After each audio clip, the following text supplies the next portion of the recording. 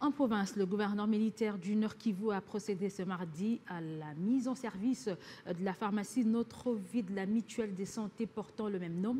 L'autorité provinciale estime que cette mise en service va donc faciliter l'application de la couverture santé universelle et appelle cependant d'autres compatriotes à investir dans ces domaines. Nous y reviendrons avec force détails dans nos prochaines éditions. Et puis le développement va rester en province du territoire de Walikale et particulièrement du secteur de Bakamo, une thématique développée au cours d'une journée de réflexion réunissant dimanche à Goma les ressortissants de ces secteurs. Alors cette initiative du député provincial Ramazani Nassifa met à profit un programme ambitieux du développement du secteur axé sur 2 volets dont le développement agricole et minier. Patrick Sialoua.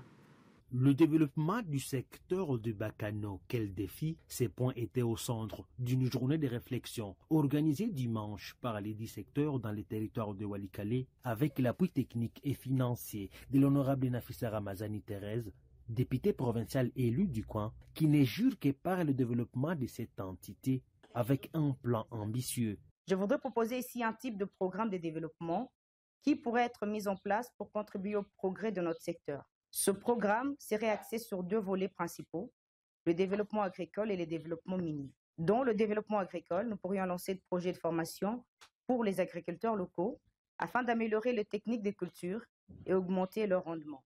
Nous pourrions également investir dans des infrastructures de stockage et des transformations de produits agricoles pour ajouter de la valeur à nos récoltes et créer des emplois locaux.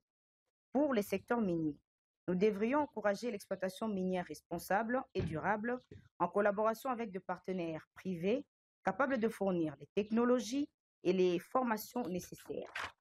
Cela garantirait que l'exploitation de ressources naturelles profite directement à notre communauté tout en préservant notre environnement.